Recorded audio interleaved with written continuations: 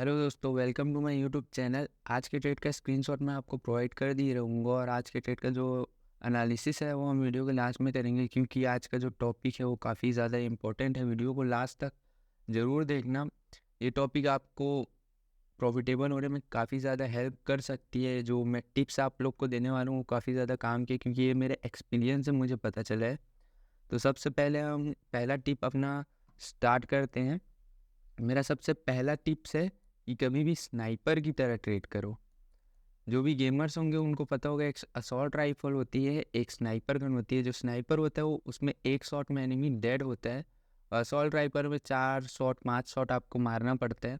तो उसी तरह ट्रेडिंग में भी एक शॉट में आपको आपके सेटिस्फेक्शन के हिसाब से प्रॉफिट मिल जाना चाहिए।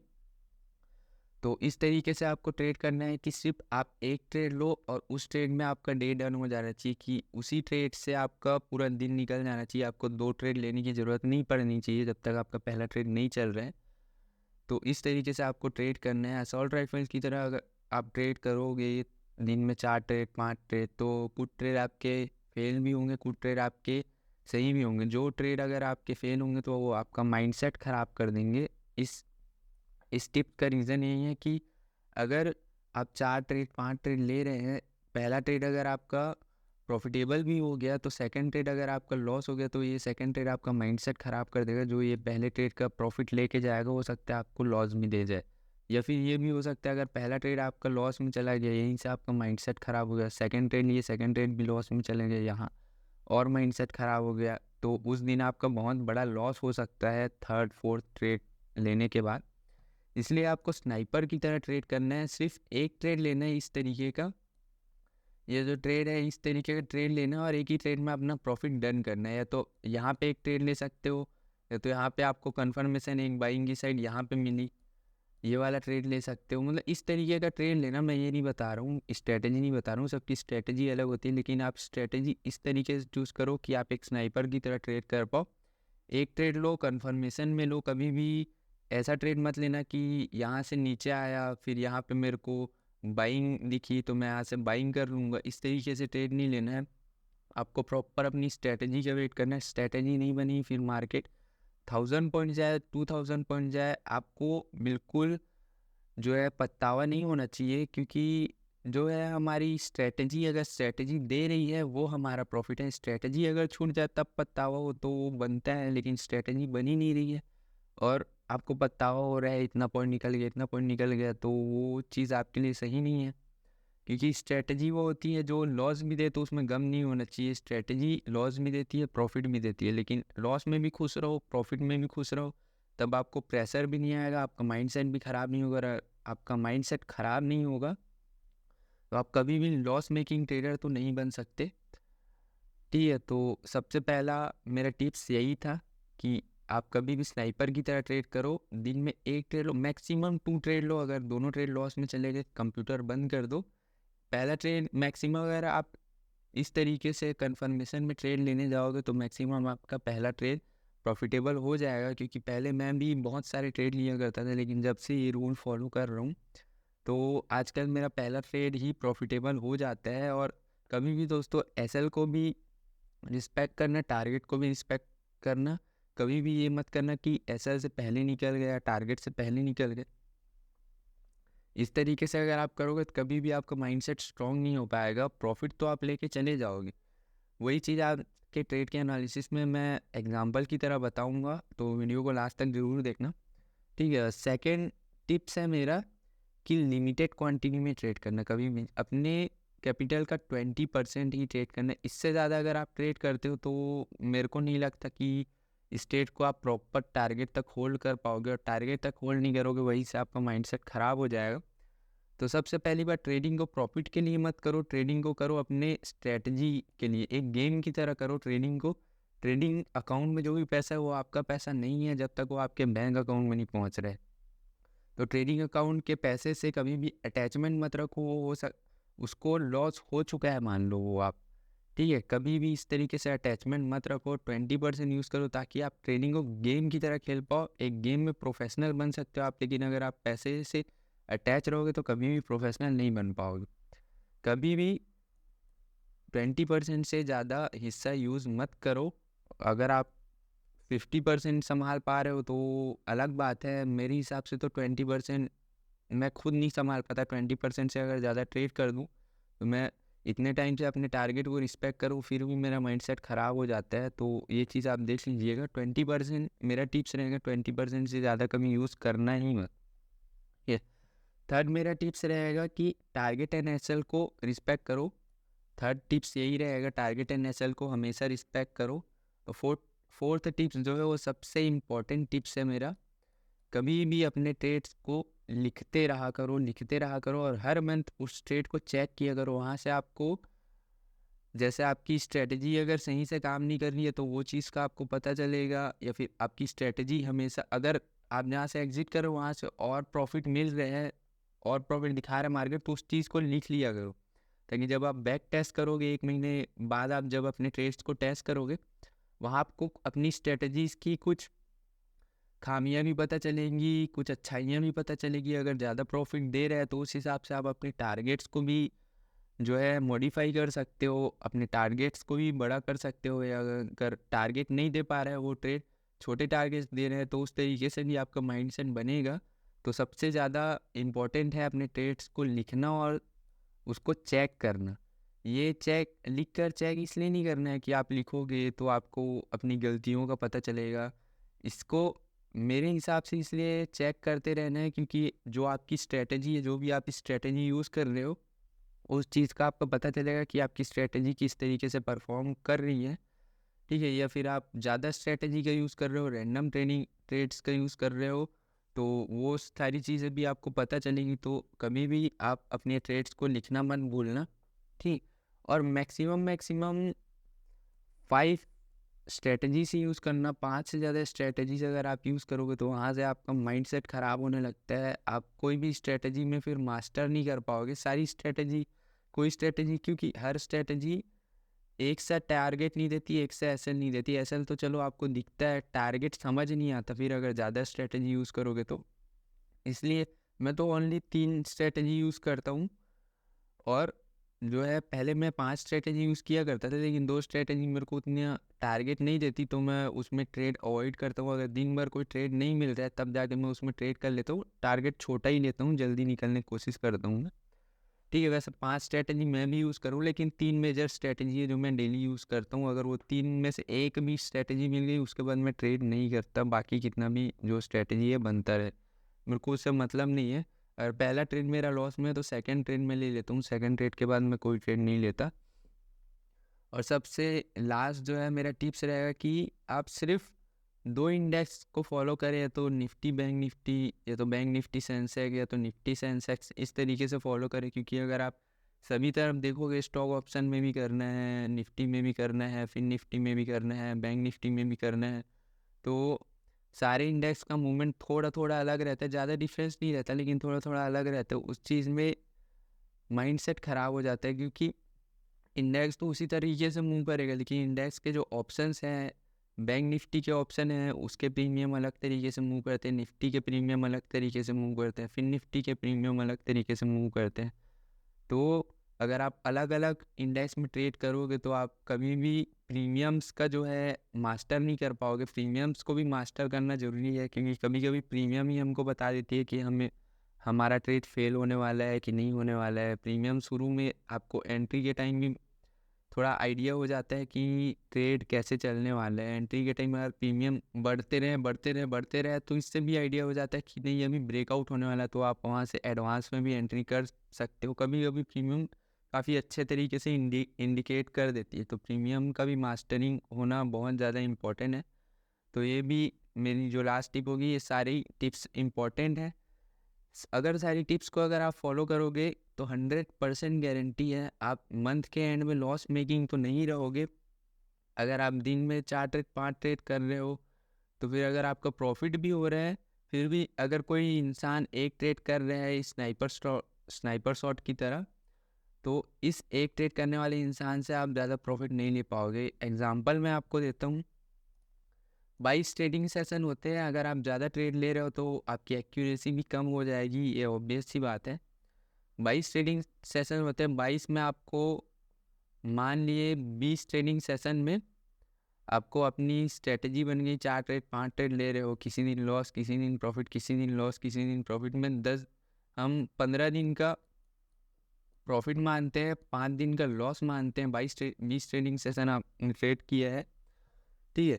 ये 5 दिन कैसा, क्योंकि आप बहुत ट्रेड कर रहे हो तो आपका ज़्यादातर जो रिस्क रिवॉर्ड रेशियो होगा 1:1 हो गया, उससे भी कम हो सकता है 1:2, एक आध आपकी स्ट्रेटजी में होगा। हर स्ट्रेटजी क्योंकि 1:2 नहीं देती, दिन में 2-3 स्ट्रेटजी ही बनती है जो 1:2 देती है।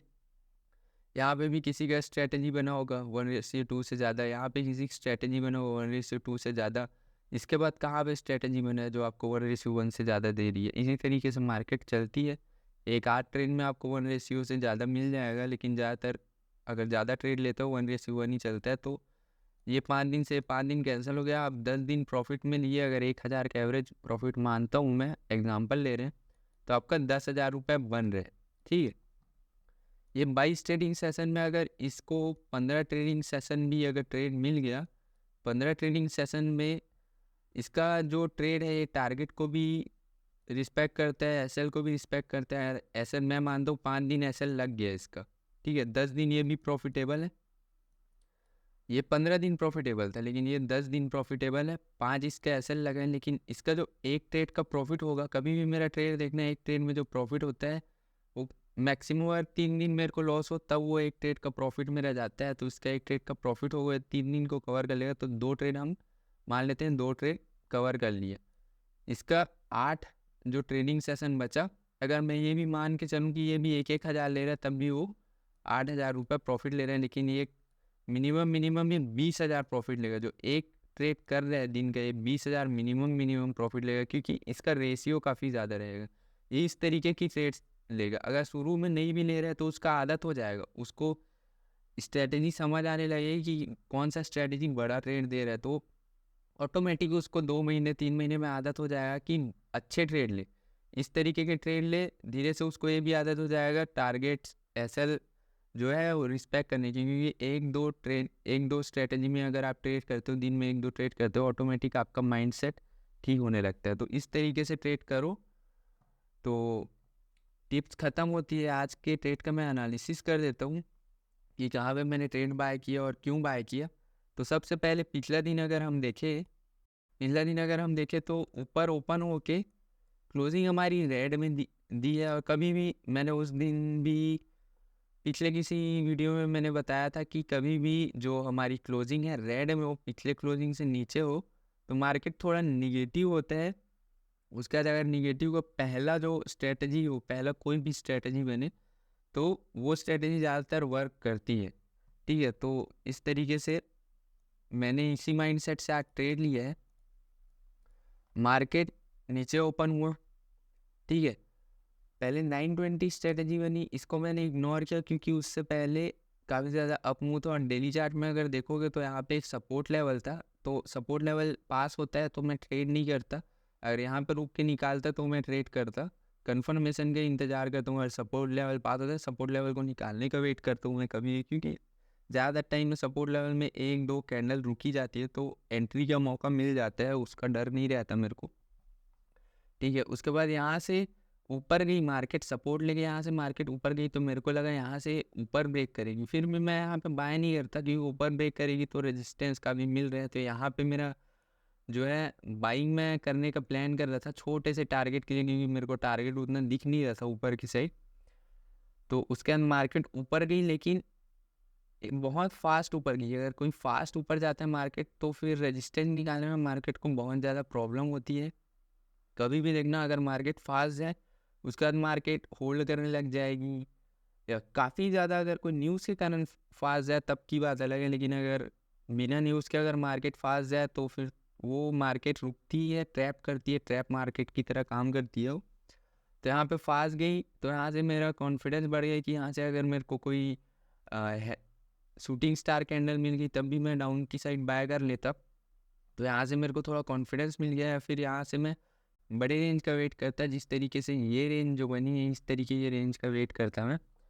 लेकिन ऊपर गई मार्केट, पिछले हाई को नहीं निकाल पाई, पिछले 5 मिनट के हाई को नहीं निकाल पाई, और बिना उसके हाई को निकाले मार्केट नीचे आके इस लो को निकाल दी, और ये वाला जो ब्रेकआउट कैंडल है ये मेरे लिए एक लेवल बन चुका था कि ब्रेकआउट कैंडल अगर इस कैंडल को निकाल दी तो यहाँ साइकोलॉजी ये बन जाती है कि बायर्स पहले आए, बायर्स ने पिछले दिन का कैंडल देखते हुए यहाँ सपोर्ट मिल रहे हैं बायर्स को, तो सपोर्ट में बायर्स ने बाय किया, लेकिन फिर सेलर्स हावी होके इतने बायर को सिर्फ एक कैंडल में कवर कर गई। इसका मतलब चार्ट ये बता रहा है कि मार्केट में सेलर अभी डोमिनेट कर रहे हैं। मार्केट ये बता रहे हैं मार्केट में सेलर डोमिनेट कर रहे हैं, क्योंकि 2 कैंडल के बायर्स को एक ही कैंडल में सेलर्स ने कवर कर लिया। उसके बाद जब इसका लो निकाला तब मैंने बाय किया कि इसका लो निकाला तो या तो यहाँ पे होल्ड करती, उसके बाद नीचे जाती बिना मेरा एसएल लिए, कि ये एक स्ट्रॉन्ग एसएल बन चुका था। अगर पहली बार मैंने निकाली तो इसको निकालने के लिए काफ़ी ज़्यादा मार्केट को टाइम बिताना पड़ता, उसके बाद ये एसएल निकलता। तो सबसे पहला मेरा एसएल काफ़ी स्ट्रॉन्ग बन चुका था। उसके बाद यहाँ से मार्केट जैसे ही नीचे निकली तो मैं ये एक्सपेक्ट नहीं किया था कि इसी कैंडल में निकाले। मेरे को लगा था यहाँ पे एक आध कैंडल वेट करेंगी, उसका सेकंड कैंडल निकालेगी, लेकिन यहीं से फिर एक ही कैंडल निकाल गई। इसी कैंडल से मेरे को 100+ पॉइंट का प्रॉफिट होना स्टार्ट हो गया था। ठीक, उसके बाद फिर मैंने यहाँ पे होल्ड इसलिए किया, मैं ज़्यादातर अगर फास्ट मूवमेंट होती है तो 2 कैंडल का वेट करके थर्ड कैंडल में मैं निकलने की कोशिश करता हूँ, लेकिन यहाँ पे मैंने वेट इसलिए किया क्योंकि बायर्स जो थे, बायर्स पहले एक्टिव हुए लेकिन बायर्स काफ़ी वीक थे जो इस हाई को नहीं निकाल पाए। तो बायर्स पहली बार ट्रैप हुए हैं। कभी भी देखना, अगर बायर्स कभी भी पहली बार फास्ट मूवमेंट कराए उसके बाद सेलर उससे भी फास्ट मूवमेंट करा के बायर्स को पूरा कवर कर दे, बायर्स का एसएल खा ले, तो बायर्स काफ़ी लेट फिर उसके बाद एक्टिव होते हैं। कि जो भी बाय करने वाले होते हैं वो काफ़ी जल्दी डरते हैं, सेल करने वाले थोड़ा लेट से डरते हैं। बाय करने वाले डर गए तो इसलिए मैंने थोड़ा वेट करने का वो किया, डिसीजन लिया, थोड़ा वेट करने का डिसीजन लिया। फिर मार्केट धीरे धीरे धीरे धीरे पिछले लो से नीचे ही क्लोज करने लगी, तो मेरे को थोड़ा और कॉन्फिडेंस आने लगा कि अगर मार्केट यहाँ पे रुक जाती तो फिर मेरे को लगता कि यहाँ से ऊपर भी जा सकती, नीचे भी जा सकती, जैसे ही ऊपर जाती मैं निकाल देता। इन मार्केट धीरे धीरे धीरे धीरे धीरे धीरे नीचे ही आने लगा, तो मेरे को लगा कि मेरे को और बड़ा टारगेट मिल सकता है, ये लेवल मेरे को मिल सकता है 46,300 का जो लेवल है वो लेवल मेरे को मिल सकता है, इससे भी नीचे मिल सकता है मेरे को मार्केट। बड़ा टारगेट मेरे को दिख रहा था, मेरे को लग रहा था जो डेली चार्ट में मेरे को लग रहा था कि ये डेली चार्ट में जो बायर्स एक्टिव हुए हैं ये कैंडल में, सेलर्स उनको कवर कर देंगे। अगर यहाँ से मार्केट नीचे जाती तो आज ही यहाँ से 500 पॉइंट और नीचे जा सकती थी, क्योंकि ये बहुत ही इम्पोर्टेंट लेवल था और मार्केट धीरे धीरे धीरे धीरे धीरे धीरे नीचे ही आया जा रही थी। 5 मिनट टाइम फ्रेम में देखें तो मार्केट यहाँ से धीरे धीरे नीचे ही आया जा रही थी, तो यहाँ से मार्केट नीचे ही आया जा रही थी, इसलिए मेरे को थोड़ा कॉन्फिडेंस बढ़ गया था कि हो सकता है नीचे चला जाए तो काफ़ी बड़ा प्रॉफिट आज का हो सकता था। इस कैंडल में मेरे को 1,00,000+ का प्रॉफिट दिखा रहा था, लेकिन मतलब ऊपर चली गई मार्केट फिर वहाँ से। लेकिन मेरे को ये नहीं लगा था कि ये ऊपर चली जाएगी, इसलिए मैं फिर से वेट ही कर रहा था, मैं होल्ड ही कर रहा था कि और नीचे जाएगी। एक स्विंग बना के फिर दूसरा स्विंग बना के हाँ ये लेवल को निकालेगी और नीचे जाएगी। तो फिर जैसे ही ये है शूटिंग स्टार कैंडल बनी, यहाँ से नीचे निकला, मेरे को लगा कि अब नीचे आएगी, यहाँ तक आएगी, यहाँ से थोड़ा बहुत कैंडल होल्ड करके फिर नीचे चली जाएगी तो मेरा प्रॉफिट और बड़ा हो सकता है। लेकिन यहाँ पे जैसे ही ये वाली कैंडल बनी, ध्यान से देखना, यहाँ पे एक इनसाइड कैंडल की तरह कैंडल बन रही है। ये इनसाइड कैंडल डाउन ब्रेक करके जैसे ही ऊपर गया, इनसाइड कैंडल कभी भी फास्ट मूवमेंट करती है, इनसाइड कैंडल सीधा सीधा यहाँ पे लाती, यहाँ पे वेट करती है, यहाँ से ऊपर जाती, तब फिर मेरे को उतना डर नहीं लगता। लेकिन इनसाइड कैंडल बिना रीज़न के ऊपर चलेगी, इसका मतलब मेरे को थोड़ा समझ आ गया कि अब जो बायर्स हैं वो डोमिनेट करने वाले हैं, या फिर मार्केट यहीं पे रुक के यहीं कहीं क्लोज कर जाएगा। मेरे को ज़्यादा चांसेस यही लगा था, यहीं कहीं क्लोज करके यहीं क्लोज कर जाएगा, यहीं कहीं घूम घूम के। लेकिन फिर मार्केट ने ये लेवल निकाला और ऊपर चली गई। ये ट्रेड मैंने नहीं लिया, मैं एक ही ट्रेड लेता हूँ। एक ट्रेड अगर मेरा प्रॉफिटेबल हो गया तो सेकंड ट्रेड मैं नहीं लेता ज़्यादा टाइम, क्योंकि सेकंड ट्रेड में मेरा लॉस हो जाता है और उसके बाद फिर मेरे को जब पछतावा होता है तो उस चीज़ से बचने के लिए मैं सेकंड ट्रेड अवॉइड करता हूँ। तो आज के वीडियो में सिर्फ इतना ही। चैनल को सब्सक्राइब करें, वीडियो को लाइक करें, शेयर करें। धन्यवाद।